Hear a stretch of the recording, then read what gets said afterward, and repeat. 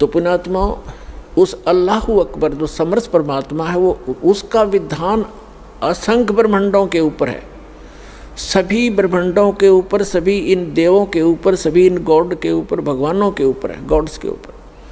ये incomplete God's जितने भी हैं भगवान हैं, इनके ऊपर उसका सबका विधान हर एक जैसा है। उसके विधान को यदि हम इस कुरान शरीफ के ज्ञानदाता, पुराणों के ज्ञानदाता या गीता के ज्ञानदाता या बाइबल के ज्ञानदाता का आदेश का पालन करके हम तोड़ देते हैं तो हम दोषी होते हैं, हमें दंड मिलेगा ही मिलेगा। तो इसलिए हमने उस पूर्ण परमात्मा के विधान को समझना पड़ेगा। उस परमात्मा का पूर्ण कंप्लीट स्पिरिचुअल नॉलेज वो स्वयं बता कर गए हैं और इस दास के पास उपलब्ध है। उसके अनुसार चलोगे तो आपका पूर्ण मोक्ष निश्चित है। अब जो प्रसंग चल रहा है, परमात्मा ने कहा है कि जो नर गोसत खात हैं, सूक्ष्म वेद में बताया परमात्मा ने आके, जो नर गोसत खात हैं उनको प्रत्यक्ष राक्षस जान, या में संशय है नहीं, चाहे हिंदू खाओ चाहे मुसलमान। अब परमात्मा हमें ये बताना चाहते हैं कि इस बुराई को चाहे कोई करो, हिंदू करो चाहे मुसलमान करो, दोनों ही अपराधी हैं, क्योंकि उस परमात्मा का आदेश नहीं है। फिर बताया कि मांस खावें सो ढेढ़ सब, और मद पीवें सो नीच। मद माने मदिरा, शराब पीते वो नीच, और कुल की दुर्मति पर हरे, राम कहें सो ऊंच। मांस खावें जो सब, मांस खाते हैं वो ढेढ़ सब, और मद पीवें सो नीच, चाहे कोई भी कर रहा हो इस कर्म को। और जो भक्ति करते हैं वो सब की दुर्मति हरण हो जाती है, वो सतमार्ग को ग्रहण करके अपना कल्याण कर लेते हैं। अब हम जो प्रसंग लेकर चले थे कि हमारी भक्ति कौन सी होनी चाहिए और कहाँ प्रमाणित है और किससे हमारा मोक्ष होगा, वो हमारा एक आज के सत्संग का मेन टॉपिक है। लेकिन उसके लिए भूमिका साथ साथ बनाई जाती हैं, मर्यादाएं भी बताई जाती हैं और ज्ञान भी साथ साथ बताया जाता है। अब जब प्रसंग चल रहा है कि जो वेदों के अंदर ज्ञान है वो गॉड गिवन ज्ञान है, श्रीमद् भगवत गीता के अंदर भी गॉड गिवन ज्ञान है, क्योंकि यदि 100 क्विंटल गेहूं के ढेर में और 10 ग्राम उसमें कोई अड़ंगा भी पड़ा हो तो उसकी वो अड़ंगा नहीं गिना जाता, वो गेहूं ही कहा जाता है। तो श्रीमद् भगवत गीता के अंदर इसने थोड़ा सा अड़ंगा डलाया है। बाकी श्रीमद् भगवत गीता जैसा जो ज्ञान है, यानी जिसको इन सीरीज कहते हैं, सिस्टेमेटिक तरीके से जो बताया गया है, निर्णायक तरीके से,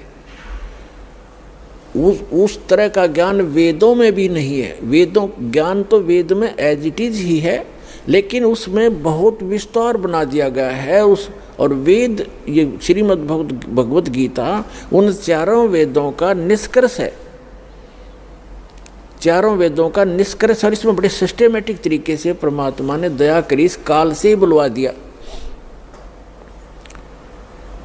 नहीं तो पुण्यात्माओं, कोई कहीं खड़ा हो, कोई नो कहे अगर मैं डाकू हूँ या मैं चोर हूँ, इससे वो भी कवा दिया भगवान ने कि मैं काल हूँ। 11वें अध्याय के 32वें श्लोक में अर्जुन से कहता, अर्जुन मैं काल हूँ और सबको विध्वंस करने के लिए, सबका नाश करने के लिए अब प्रवृत्त हुआ हूँ। श्री कृष्ण तो पहले ना खड़ा था उनके साथ में, अब अपना विराट रूप दिखा के बाहर, अर्जुन तो कृष्ण तो दिखा ही नहीं था, अर्जुन ने कृष्ण तो चेत कर दिया। उसने कहता मैं काल हूँ तो ये भी परमात्मा की दया थी, उसने अपनी वास्तविकता बोल दी। परमात्मा के हाथ में रिमोट बुलवाना पड़ा, बोल तू मेरे बच्चों ने पता लगे तू क्या है, इसलिए बुलवा दिया दाता ने। कई बार होता है ना आदमी गुस्से में या अपने आप की प्रभुता पता नहीं के कह जाता है, बाद में फिर उसको भारा पड़ जाती है वो बात है। तो उसने जो कुछ बोला था वेद व्यास जी ने एज इट इज लिख दिया, परमात्मा ने उसको दिव्य दृष्टि दी, लिख तू एज इट इज लिख जो इन बातें हुई है। आज वो हमारे काम आएगी। और आज तक ये 5500 वर्ष हो गए इन पवित्र श्रीमद् भगवत गीता, पवित्र वेद, पवित्र 18 पुराण कागज़ के ऊपर आयों को, लिखे हुओं को, हर ये हमारे धर्मगुरु इनको कख नहीं जान सके, क्योंकि इनके पास वो तत्व ज्ञान नहीं था, वो सृष्टि रचना का ज्ञान नहीं था, जो मास्टर की है अध्यात्म ज्ञान को समझने की मास्टर चाबी है। वो इस दास को दी भगवान ने, परमात्मा ने, जो मास्टर की है, जो सारे ताले खोल देगी, सब अज्ञान हटा देगी, वो दास के पास उपलब्ध है।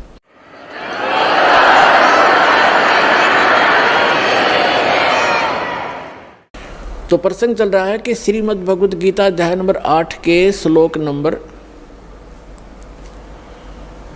1 में अर्जुन ने जो पूछा कि किम तत् ब्रह्म, जिसके विषय में आपने 7वें अध्याय के 29वें श्लोक में कहा है कि जो व्यक्ति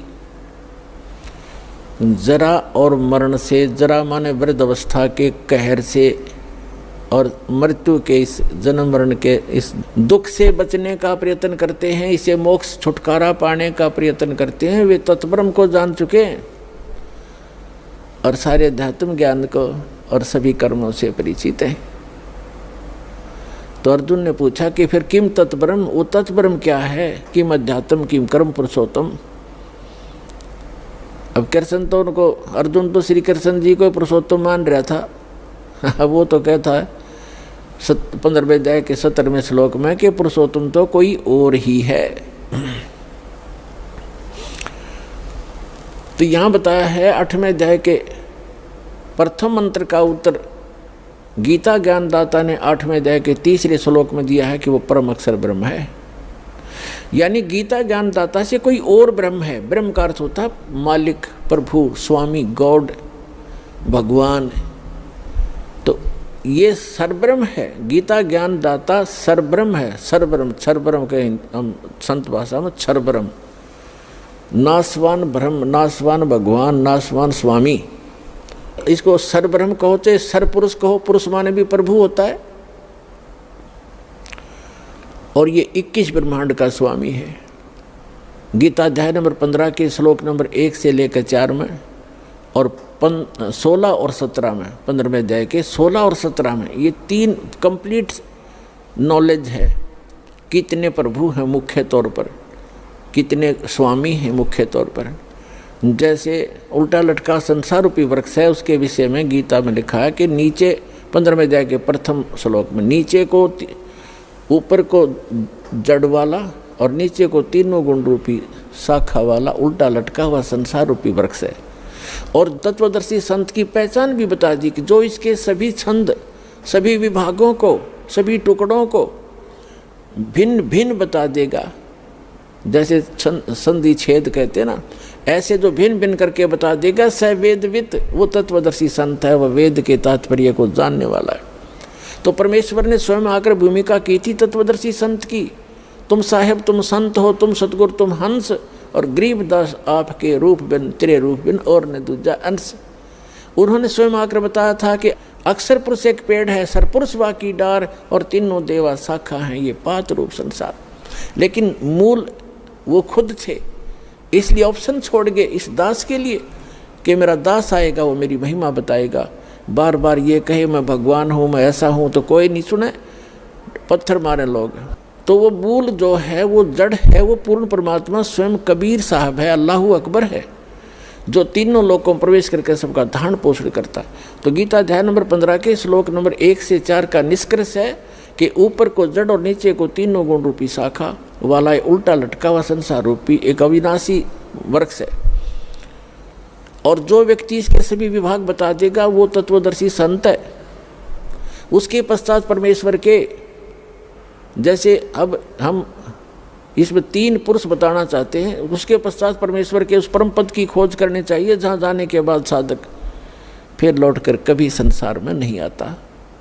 और जिस परमात्मा ने सब ब्रह्मांडों की रचना की है, यानी संसार रूपी वृक्ष की प्रवृत्ति जिससे विस्तार को प्राप्त हुई है, अर्थात कहने का भाव है कि संसार रूपी वृक्ष को इसकी जिसने रचना की है उसकी भक्ति कर। गीता ज्ञानदाता कहता है मेरी भी ना कर।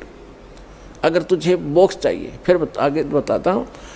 अब जो प्रसंग चल रहा है पहले उसको कंप्लीट करके फिर आगे चलेंगे। 15वें अध्याय के 16 और 17 में 3 पुरुष बताए, एक सरपुरुष एक अक्षर पुरुष। ये दोनों और इनके अंतर्गत जितने प्राणी हैं ये सभी नाशवान हैं, लेकिन आत्मा किसी की नहीं मरती। 15वें अध्याय के 17वें श्लोक में श्रीमद् भगवद गीता में तुरंत कहा है कि उत्तम पुरुष है तू अन्य। इन दोनों से, सरपुरुष और अक्षर पुरुष से उत्तम पुरुष यानी पुरुषोत्तम सच्चा भगवान तो कोई और है। सच्चा भगवान, उत्तम पुरुष, श्रेष्ठ प्रभु तो कोई और है जिसको परमात्मा कहा जाता है, और वही तीनों लोकों में प्रवेश करके सबका धारण पोषण करता है। यानी संसार रूप जैसे वृक्ष को मूल से, जड़ से ही सारा आहार होता है, पोषण होता है, यही उसका क्लियर किया है कि जो तीनों लोकों में प्रवेश करके सबका धारण पोषण करता है वो अवैश्वर है, वो अविनाशी, वास्तव में अविनाशी वो परमात्मा है। अब हम आते हैं गीता अध्याय नंबर 8 के श्लोक नंबर, अब 3 से आगे चलते हैं। तो यहाँ गीता अध्याय नंबर 8 के श्लोक नंबर 1 का उत्तर गीता अध्याय नंबर 8 के श्लोक नंबर 3 में गीता ज्ञानदाता ने कहा कि वो परम अक्षर ब्रह्म है।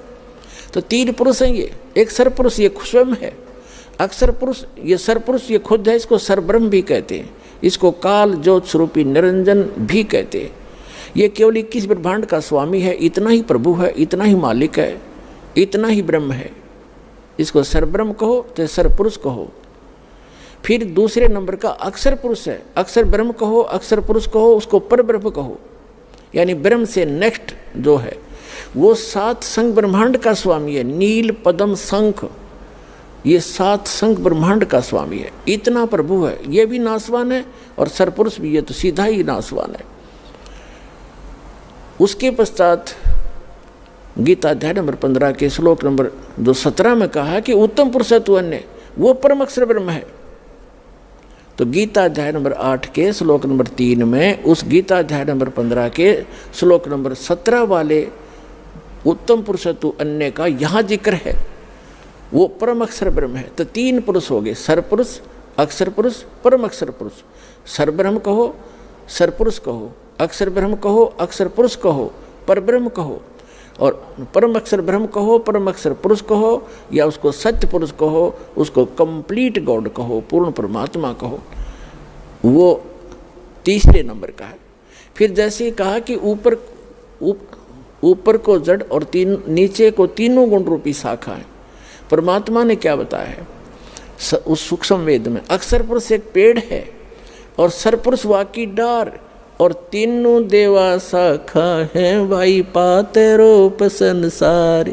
ये तीनों देवा, तीनों गुण, रजगुण ब्रह्मा, सतगुण विष्णु, तमगुण शिव जी, ये शाखाएं हैं, और आप तो आगे पात रूप में हो। तो कहने का भाव ये है कि अब जो मूल है वो पूरे वृक्ष का पालन करता होता है, पोषक होता है। ऐसे ही गीता अध्याय 15 के श्लोक नंबर 17 में कहा कि उत्तम पुरुष तो अन्य, सरपुरुष और अक्षर पुरुष से भी जो श्रेष्ठ है वो भगवान तो कोई और है। उसका 8वें अध्याय के 3 श्लोक में बता दिया वो परम अक्षर ब्रह्म है। तो पुण्यात्मा टीचर, और वही तीनों लोकों में प्रवेश करके सबका धारण पोषण करता है, वो है अविनाशी भगवान।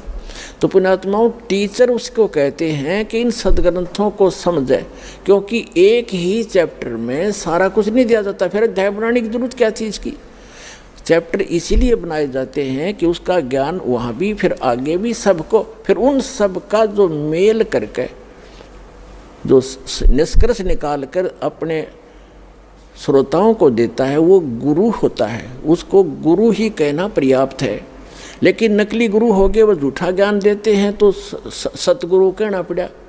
सतगुरु भी नकली आ गए तो सच्चा सतगुरु भी कहा। तो सच्चा सतगुरु वो होता है जो निष्कर्ष निकाल के दे। जैसे बाग के, वन के अंदर, जंगल में, फॉरेस्ट में ना जाने कितनी प्रकार की जड़ी बूटियाँ होती हैं और सब हरी भरी लहला रही होती है, लेकिन जो वैद्य होता है उसको जिस जड़ी की जहाँ भी वो है उसी से उठा लाएगा, और उसकी बीज चाहिए या पत्तों की आवश्यकता है उसके जड़ की, वो ला करके कूट छेद के उनकी दवाई औषधि बना करके पुड़िया बना देता है। उसको वैद्य कहते हैं। अब कोई किसी भी जड़ी की 4 पत्ती तोड़ लाया और कूट के चटनी बना के दे दी और ले खा लो भाई, वो भी वैद लिखे बैठा है।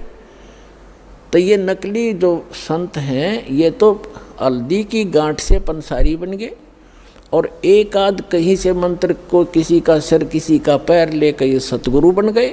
ये सब नकली डुप्लीकेट काम है, इनके पास कख भी ज्ञान नहीं है। अब उसका कंप्लीट ज्ञान इस दास के पास उपलब्ध है।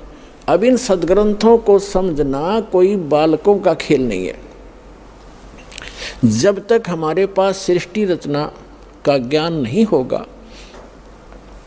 तब तक कोई भी इन सदग्रंथों को किसी प्रकार भी नहीं समझ सकता। यही कारण रहा कि आज तक ना वेद समझ में आए, ना गीता का ज्ञान हुआ, और पुराणों का तो ज्ञान होना ही कहाँ था, क्योंकि वो तो बगैर सिर पैर का ज्ञान है। बगैर सिर पैर का तात्पर्य ये है कि उसमें जैसे श्री ब्रह्मा जी ने ज्ञान दिया,